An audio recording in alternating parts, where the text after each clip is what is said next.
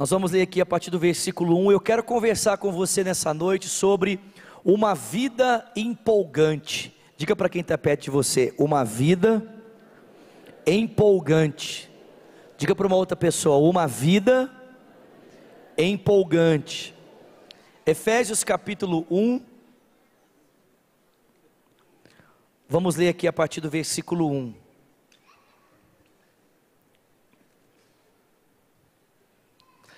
Paulo, apóstolo de Jesus Cristo, pela vontade de Deus, aos santos e fiéis em Cristo Jesus, que estão em Éfeso, a vocês a graça e a paz, da parte de Deus o nosso Pai, e do Senhor Jesus Cristo.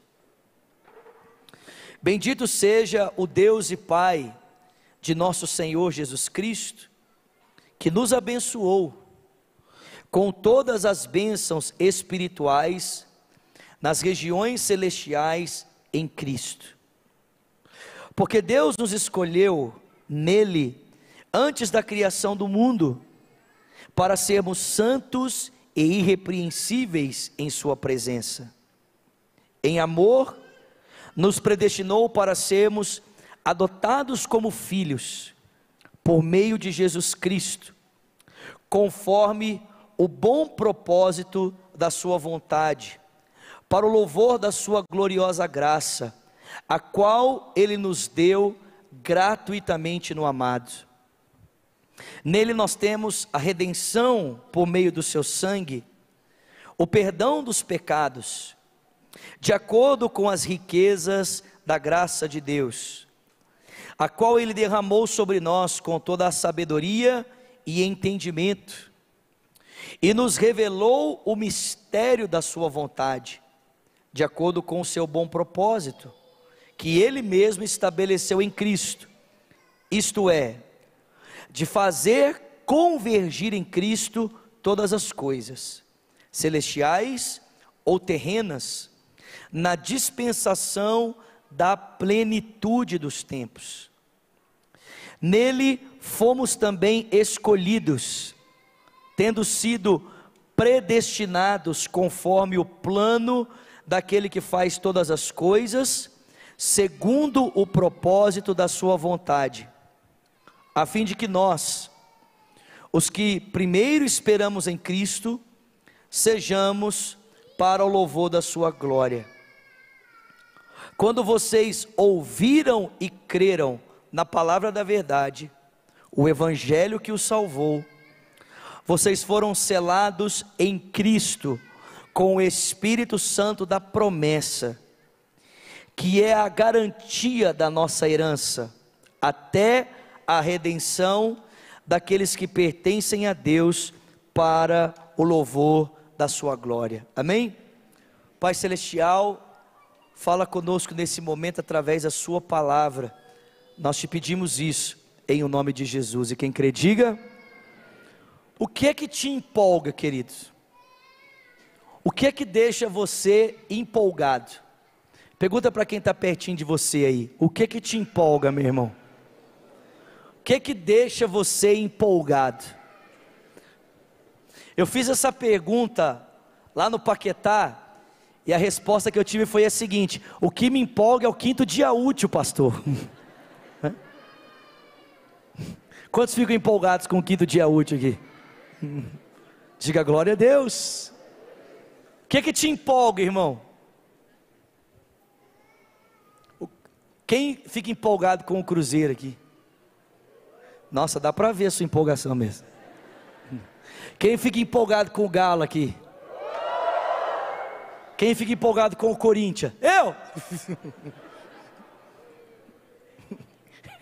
Eu e mais um irmão ali. Mais alguém fica empolgado com o Corinthians? O cameraman também, né? Glória a Deus. É nós. É nós. O que te empolga, querido? Uma viagem te empolga? Uma viagem de férias? Ir para os Estados Unidos te empolga? Quantos ficam empolgados aqui? Ir para a Europa? Fernando de Noronha? Vocês gostam, hein? Meus irmãos, existem muitas coisas que nos empolgam, sim ou não? Mas preste atenção, normalmente a nossa empolgação está baseada em 3 coisas. Primeiro, experiências. Segundo, conhecimento. E terceiro, a capacidade de poder compartilhar a experiência e o conhecimento com outra pessoa. Normalmente são essas 3 coisas que nos empolgam: experiências novas, a capacidade de poder conhecer algo e a oportunidade de poder compartilhar essa experiência e esse conhecimento com outras pessoas, né? Quem fica empolgado com comida aqui?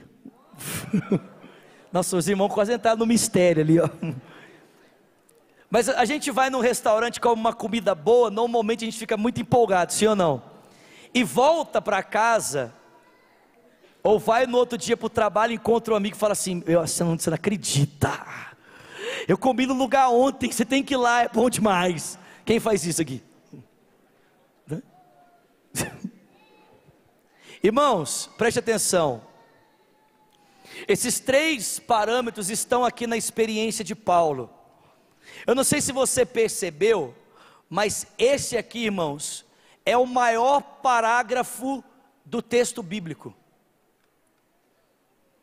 Às vezes a gente lendo passa desapercebido. Quando a gente lê no grego, fica mais claro. Mas lendo esse texto, você deve perceber que esse aqui é o maior parágrafo que o texto bíblico possui. E gente, a sensação que a gente tem lendo esse texto é que Paulo está tão empolgado com aquilo que ele está falando, que ele não consegue nem respirar direito para falar as coisas que ele tem para falar. Ele está tão motivado, é tão vivo, é tão importante, é tão real aquilo que ele tem para compartilhar com esses cristãos de Éfeso, que aliás não eram pessoas desconhecidas para Paulo, são pessoas com quem Paulo passou pelo menos 3 anos da sua vida, e teve a oportunidade junto com eles, de viver um avivamento naquela cidade. Gente, o que Paulo tem para falar com esses caras, é tão empolgante para ele, que ele simplesmente dispara a falar. A sensação que a gente tem, é que Paulo aqui é como uma cachoeira, jorrando água, jorrando sem parar, da viva experiência que ele tem no seu coração, da viva experiência que ele leva consigo, do conhecimento que ele leva consigo, e que agora ele quer compartilhar com esses irmãos. Paulo está empolgado, gente. Paulo está cheio de empolgação. E o que é que está empolgando esse homem? O que é que faz com que Paulo fique extremamente empolgado e fale sem parar aquilo que é para ele uma experiência, conhecimento que ele quer compartilhar? Você já deve ter feito isso, e eu faço isso aqui no púlpito muitas vezes. Quando eu estou muito empolgado com algo que eu quero falar, eu saio falando, aí o pessoal fala: para! Dando aula eu faço isso também. Quando eu estou dando aula, eu começo a ficar empolgado com o assunto, eu começo a falar, os alunos levantam a mão e falam assim: para, bebe água. Por quê, irmãos? Porque aquilo que é vivo para nós ficamos empolgados com isso. E que experiência é essa, que conhecimento é esse que Paulo quer compartilhar, que o faz ficar empolgado? Irmãos, a experiência que Paulo quer compartilhar aqui, é a sua experiência com Jesus Cristo. É a maneira como ele, Paulo, foi alcançado, e por causa da graça de Deus, tornou-se para Cristo um apóstolo, tornou-se para Cristo um instrumento poderoso nas suas mãos. Irmãos, a experiência de Paulo o empolga. Por quê, queridos? Porque Paulo sabe muito bem,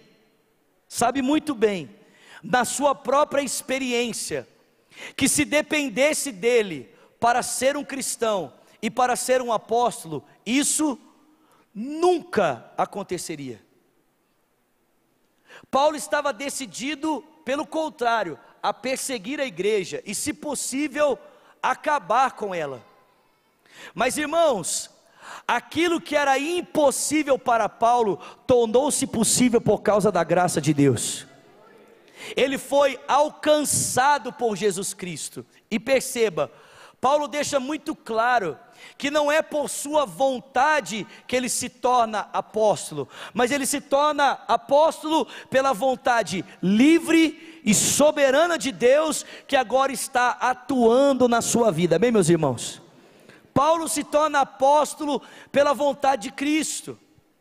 E, irmãos, preste atenção, essa experiência de Paulo, de ter sido alcançado por Cristo, de ter sido salvo pela graça, pela livre vontade de Deus, foi tão impactante na história de Paulo, que ele levou pelo menos, irmãos, 3 anos para entender isso.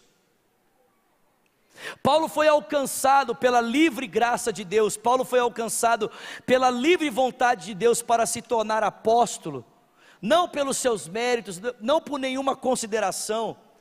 E isso foi tão impactante na história dele, irmãos, que Paulo levou 3 anos para entender aquela experiência que ele teve com Jesus na estrada indo para Damasco.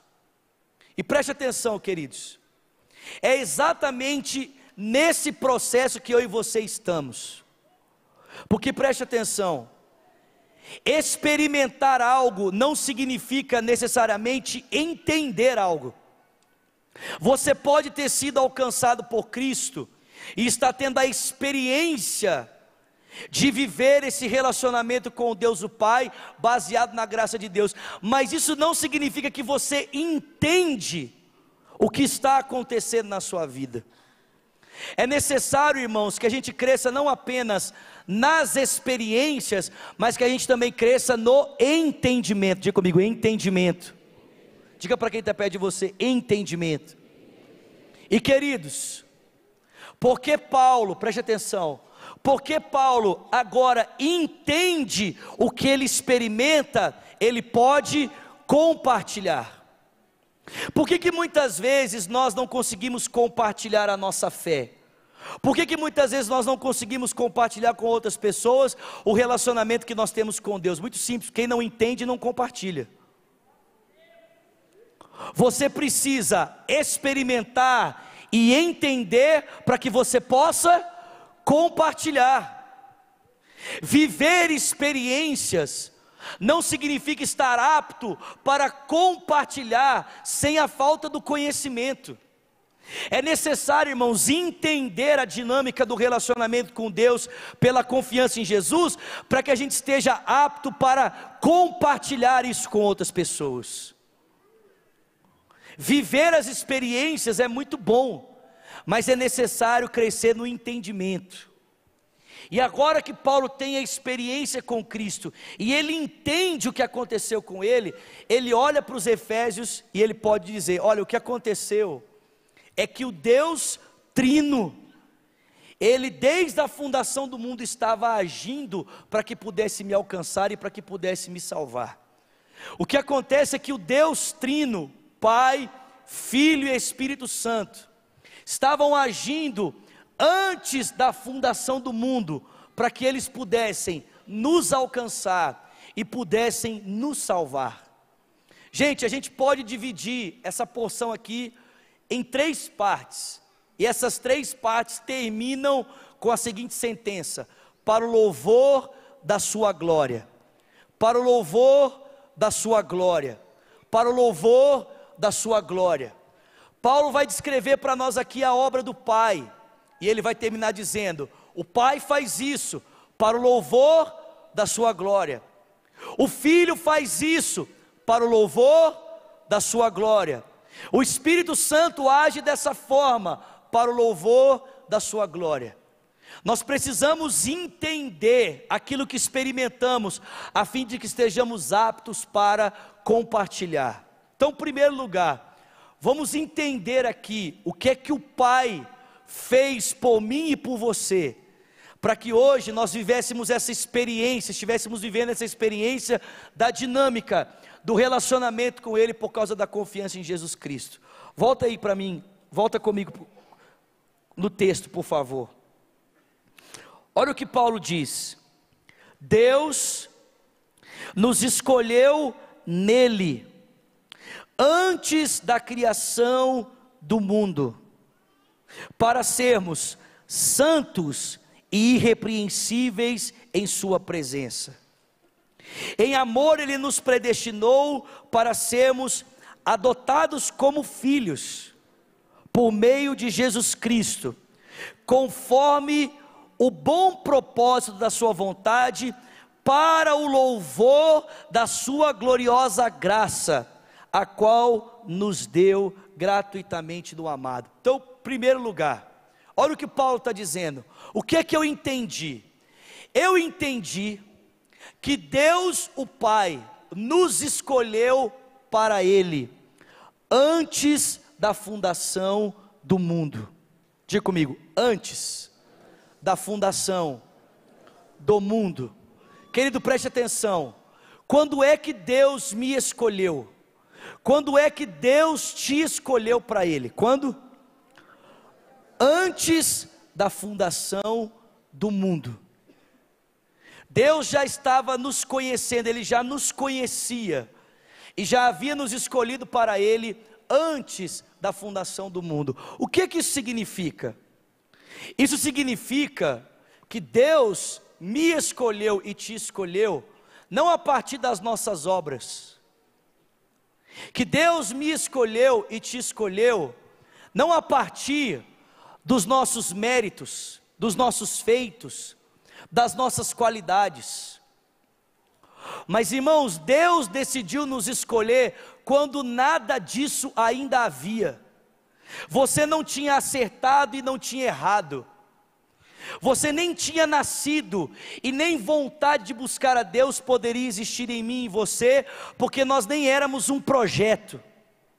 Mas o texto diz que nesse tempo, quando a única realidade visível, possível, era o Pai, o Filho e o Espírito Santo, foi nesse tempo que Deus nos escolheu para Ele, para que fôssemos dele, amém? Queria que você abrisse um texto comigo, por favor. Vem comigo para Romanos, capítulo 9,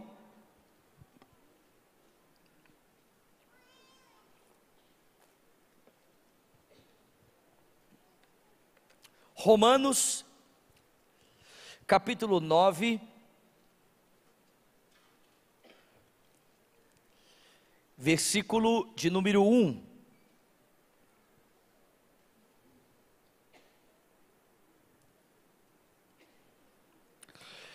Romanos 9, verso 1 diz: digo a verdade em Cristo, não minto, minha consciência o confirma no Espírito Santo. Tenho grande tristeza e constante angústia em meu coração. Qual que é a pergunta que esse texto subentende aqui? Preste atenção. Paulo está falando da obra da salvação. O tema central da carta dele aos Romanos é como Deus está trabalhando para salvar os homens, justificação pela fé. E Paulo diz que Deus está salvando os homens pela confiança que os homens depositam em Jesus Cristo. Ele é o Messias, Ele é o Salvador do mundo. Só que aí o pessoal faz uma pergunta para o Paulo, e a pergunta é a seguinte: se Jesus é o Messias e o Salvador do mundo, por que que o povo dele não acredita nele? Se Jesus é o Messias e o Salvador do mundo, por que que os judeus não creem em Jesus? E aqui Paulo então vai responder essa pergunta. Segue a leitura comigo, verso 3. Porque eu até desejaria ser amaldiçoado e separado de Cristo por amor aos meus irmãos, os da minha raça, o povo de Israel. Deles é a adoção de filhos, deles é a glória divina, as alianças, a concessão da lei, a adoração no templo e as promessas. Deles são os patriarcas, e a partir deles se traça a linhagem humana de Cristo, que é Deus, acima de todos, e bendito para todos sempre, amém. Verso 6. Mas não pensemos que a palavra de Deus falhou, porque nem todos os descendentes de Israel são Israel. nem por serem descendentes de Abraão, passaram todos a ser filhos de Abraão. Ao contrário, é por meio de Isaque que a descendência será considerada. Em outras palavras, não são os filhos naturais que são filhos de Deus, mas os filhos da promessa é que são considerados descendência de Abraão. Pois assim a promessa foi feita: no devido tempo virei novamente, e Sara terá um filho. E esse não foi o único caso. Nós também temos os filhos de Rebeca, que tiveram um único pai, o nosso pai Isaque. Todavia, antes que os gêmeos nascessem, ou fizessem qualquer coisa, boa ou má, a fim de que o propósito de Deus, conforme a eleição, permanecesse, não pelas obras, mas por aquele que chama, foi dito: o mais velho servirá o mais novo.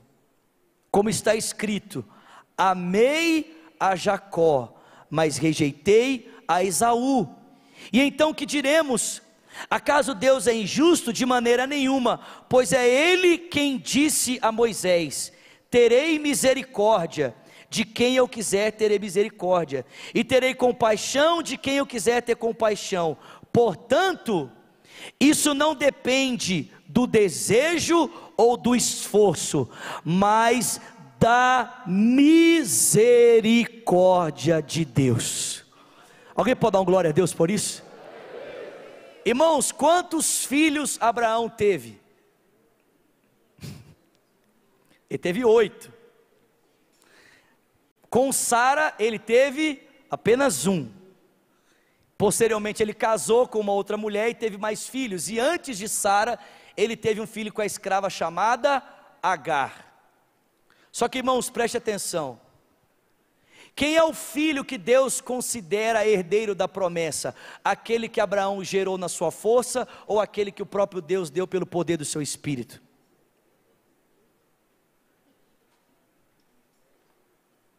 O filho que Deus considera é aquele que Abraão tem pelo poder do Espírito.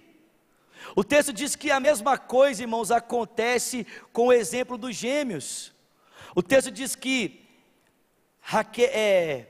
Rebeca está grávida, tem 2 crianças no seu ventre. E o texto diz que antes que elas fizessem qualquer coisa, boa ou ruim, o texto diz que Deus olhou para as crianças e disse: eu quero Jacó e não quero Esaú. Perceba, queridos, nós somos escolhidos por um ato livre da vontade de Deus. Nós não somos escolhidos por algo que possamos oferecer, que respalde o fato de Deus ter nos escolhido. Pelo contrário, somos escolhidos pela vontade livre e soberana de Deus. Ele nos escolhe para Ele antes da fundação do mundo. Amém, queridos? Mas escute, isso não é suficiente para que sejamos dele. Deus ter nos escolhido e ter nos chamado não é suficiente para que a gente pertença a Ele como propriedade, seja dele por direito.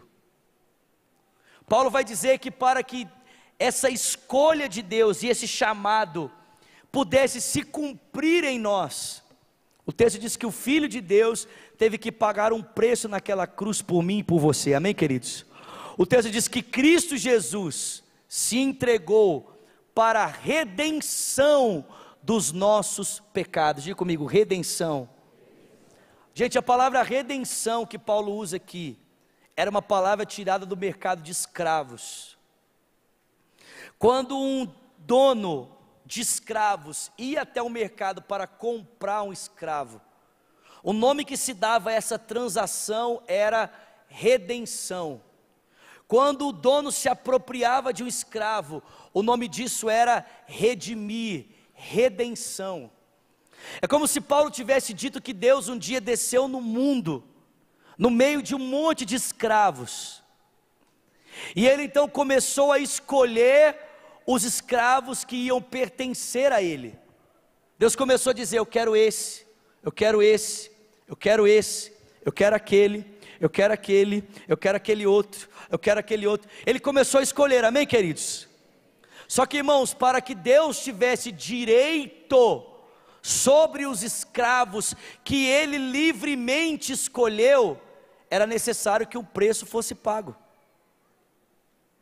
Era necessário que um preço por esses escravos fossem pagos. Irmãos, como é que Deus paga o preço por os escravos para que eles se tornem propriedade dele? Paulo diz: o Filho de Deus se entrega naquela cruz pelos meus e pelos seus pecados, para que agora nós possamos ser propriedade de Deus. Eu e você não pertencemos mais a nós mesmos, nós fomos comprados, amém, querido? Nós somos propriedade de Deus agora.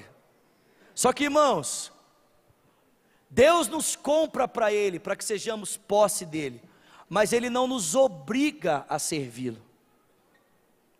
Ele não impõe sobre nós a sua vontade.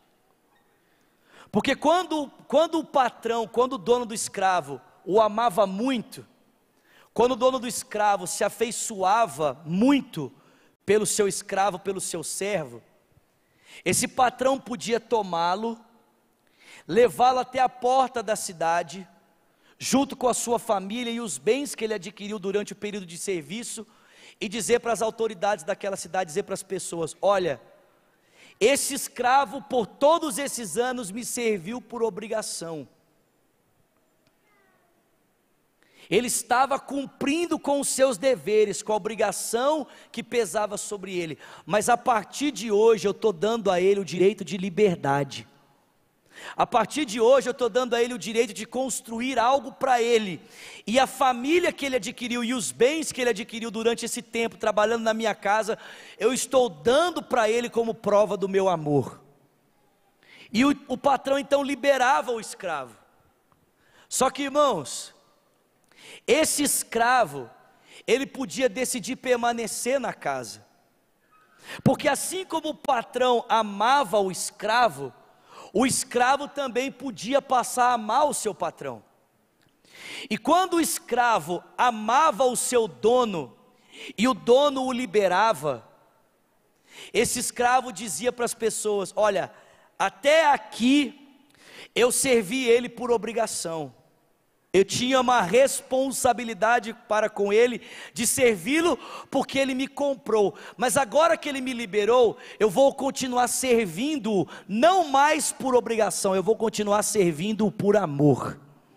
Eu não vou mais servi-lo porque eu tenho uma responsabilidade para com ele, mas eu vou servi-lo porque eu tenho um laço de amor com ele.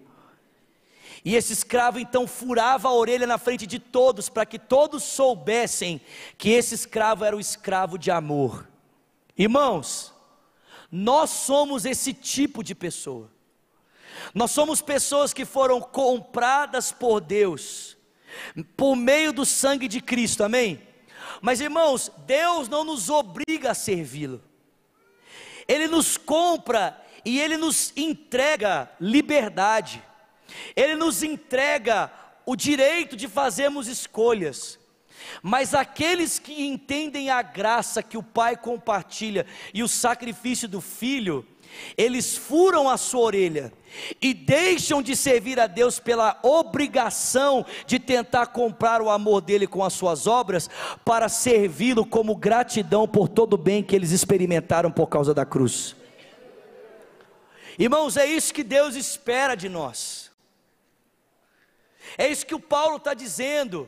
Paulo diz: olha, eu sirvo a Cristo, eu me entrego a Cristo e eu me sinto devedor. Ele diz isso lá em Romanos capítulo 1.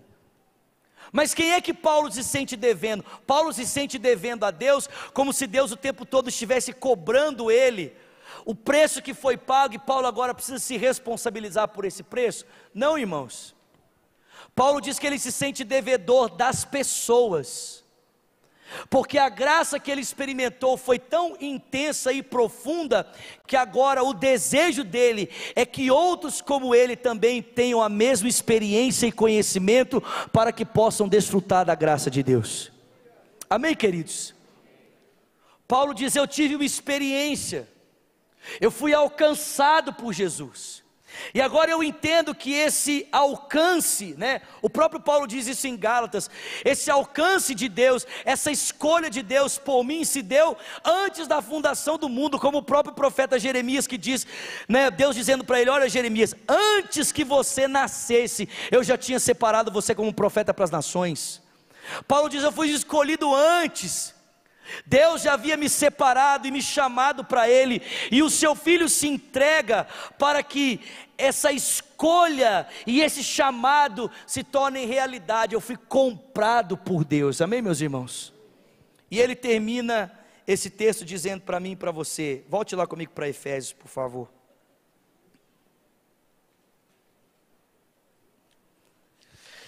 Ele termina dizendo, no verso 13,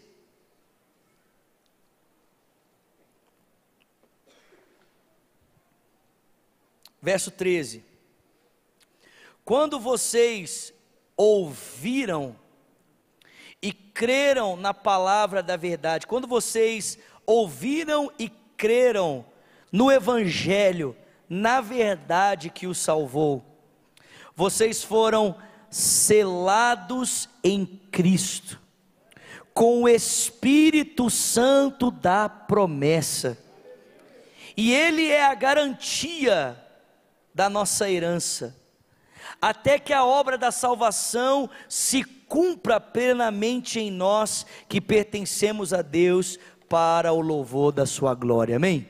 Fica de pé no seu lugar, já estou encerrando. O Pai nos escolhe para Ele antes da fundação do mundo, e nos chama para sermos santos e irrepreensíveis da sua presença.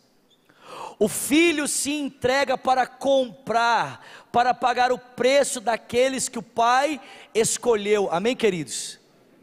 E Paulo termina dizendo para mim e para você, que o Espírito Santo, Ele nos sela, para que nós tenhamos o direito da herança, e para que todo o propósito de Deus em nós, ele possa ser cumprido, amém, queridos?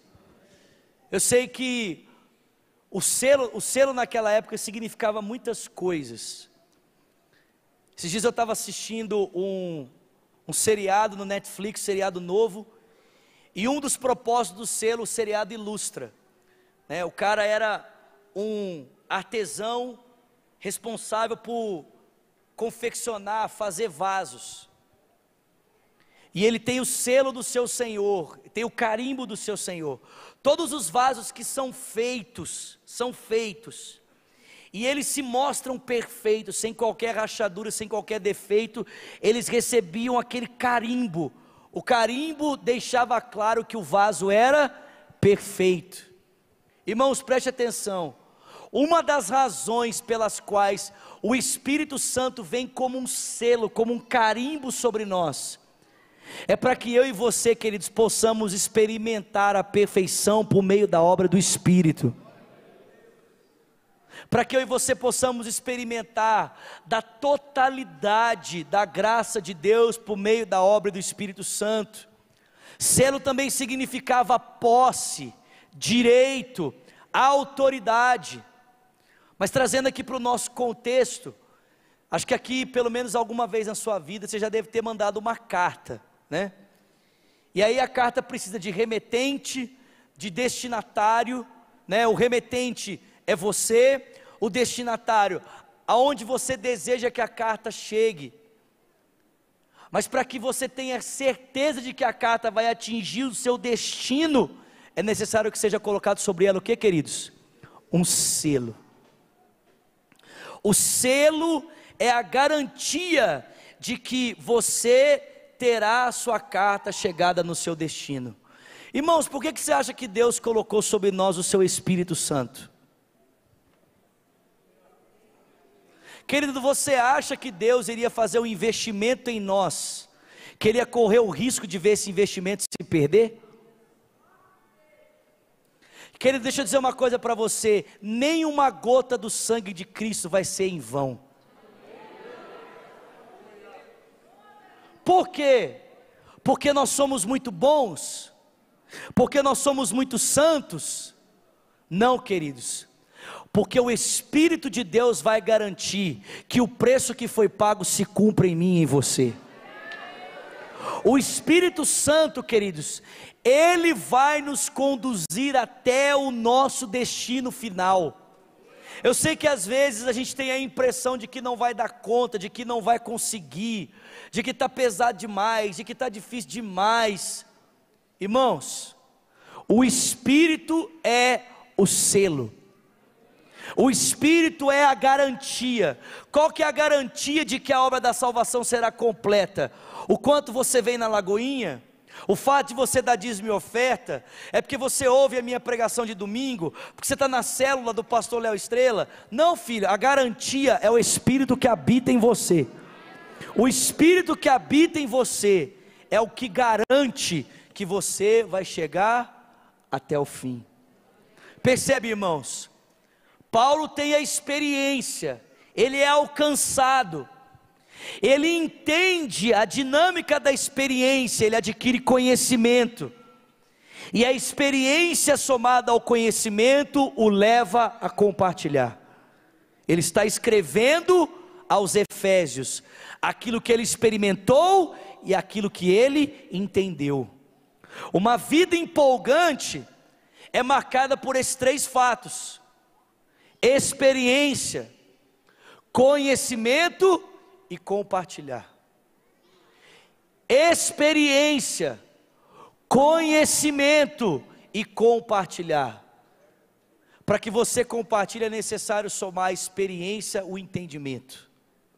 Não é ruim ter experiência, gente, mas Deus quer que você entenda aquilo que você tem experimentado nele. Amém, queridos? Feche os seus olhos, por favor.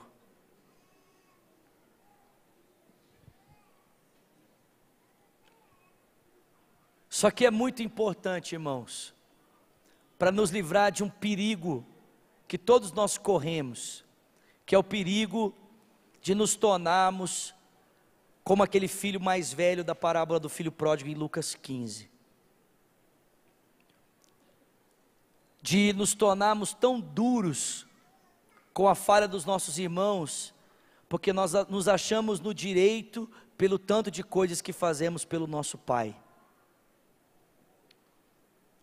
Sabe, aquele filho se tornou duro, inflexível com o seu irmão diante das falhas dele, porque ele pensava que ele merecia ser honrado pelo pai, pelo tanto de coisas que ele fazia para o pai. Deus quer nos livrar dessa mentalidade, nos fazendo entender que o amor dele por nós não é um resultado do nosso esforço, é um resultado da própria escolha dele. Deus quer nos fazer entender que o amor dele por nós não é um resultado da nossa obediência, mas do preço que foi pago lá naquela cruz. Que o que nós fazemos agora, não fazemos para ter o amor, nós só fazemos porque temos o amor.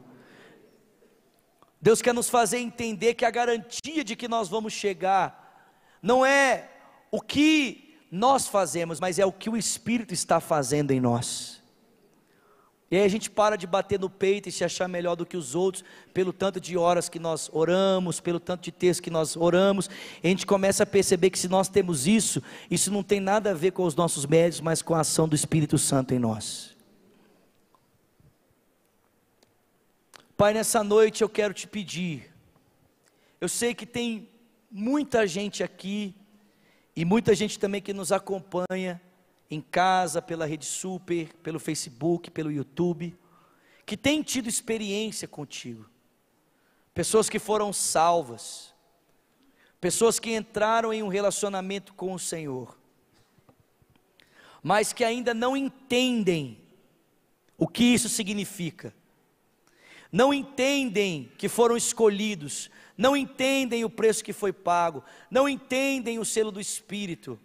Pai, eu peço nessa noite, como Paulo orou pelos Efésios aqui, que o Senhor derrame sobre nós espírito de sabedoria e espírito de revelação, no pleno conhecimento do Senhor.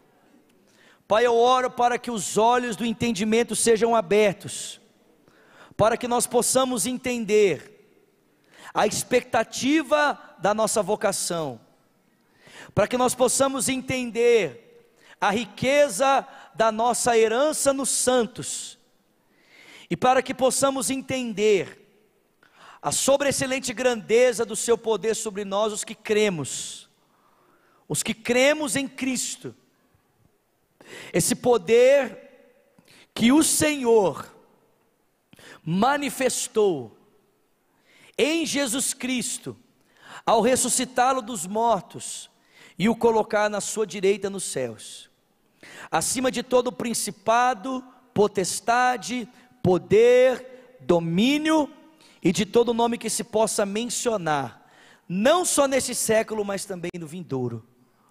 Eu oro, Senhor, para que tenhamos entendimento, para que a experiência somada ao entendimento resulte em compartilhar, resulte, Senhor, em fazer como Paulo fez, nos tornarmos tão empolgados pela salvação e pelo entendimento dela, que isso transborde em compartilhar com outros aquilo que nós temos vivido pela confiança depositada em Jesus Cristo junto a Ti, Deus Pai.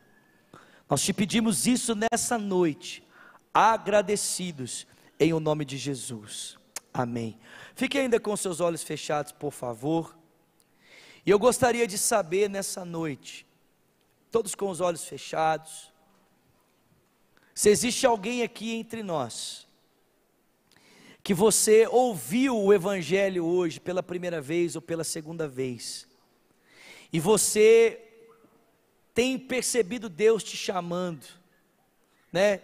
De alguma forma, durante o louvor ou durante a palavra, você foi tocado, você entendeu o amor de Deus, e você quer ter esse relacionamento com Deus baseado na confiança em Jesus Cristo. Você está sentindo algo diferente, o Espírito Santo te chamando, e você diz: eu quero me entregar a Jesus, eu quero fazer parte desse relacionamento, eu não quero mais estar distante, eu quero entregar minha vida a Jesus Cristo. Se você é essa pessoa nessa noite, que tem sido tocada por Deus, tem sido tocado pela sua palavra, você tem sido atraído por Ele nessa hora, eu queria muito orar com você, eu queria muito orar por você, na verdade eu quero orar com você. Se você tem ouvido esse chamado, você está sendo tocado, e você quer entregar sua vida a Jesus Cristo, você quer receber essa oração, eu queria que sem constrangimento você levantasse uma das suas mãos e dizendo: eu quero entregar minha vida a Cristo, eu quero entrar em um relacionamento com Deus. Tem uma mão levantada aqui à minha direita, tem duas mãos levantadas aqui, tem mais uma mão levantada aqui na frente, tem outra mão levantada lá atrás. Levanta bem alto uma das suas mãos, por favor. Isso, pode levantar bem alto, bem alto. Glória a Deus, para que não haja dúvida, bem alto. Isso. Eu vou pedir, por gentileza, vocês podem vir aqui pertinho de mim, por favor, para que eu possa orar com você? Vem cá, isso. Vamos aplaudir esses queridos que estão aqui. Deus te abençoe, irmão. Deus te abençoe. Vamos aplaudir forte, igreja. Isso. Glória a Deus. Glória a Deus. Isso. Glória a Deus. Glória a Deus.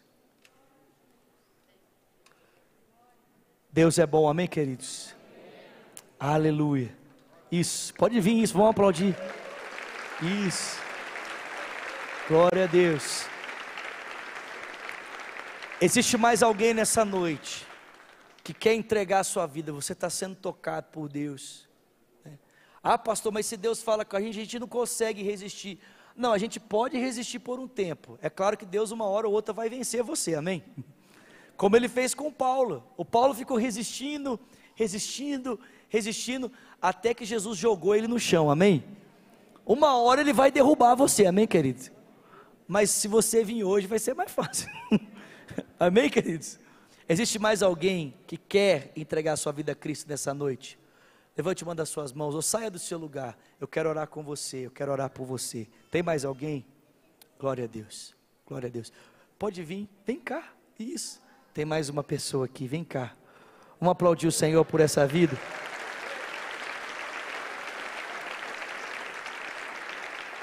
Glória a Deus, glória a Deus. Você pode estender as suas mãos para cá comigo, por favor? Você pode dar um glória a Deus por aquilo que está acontecendo aqui hoje? Glória a Deus, querido. Isso é o Evangelho, amém, irmãos? Isso é o Evangelho. Isso é o poder do Evangelho. Glória a Deus por isso. Senhor, muito obrigado por essas vidas que ouviram a sua voz. Elas ouviram a voz do pastor pelo microfone, mas no coração delas, elas ouviram a voz do seu Espírito. O Senhor as chamou, o Senhor as atraiu, e elas estão aqui hoje, Pai, se rendendo ao Senhor, se entregando ao Senhor, recebendo o selo do Espírito, a garantia sobre elas, Pai.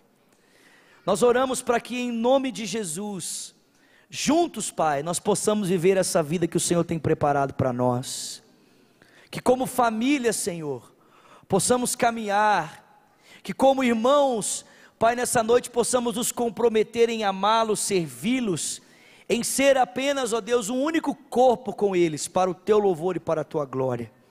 Nessa hora nós os abençoamos, em o nome do Teu Filho, Jesus Cristo, e quem crê diga, amém. Vamos aplaudir esses queridos aqui, por favor.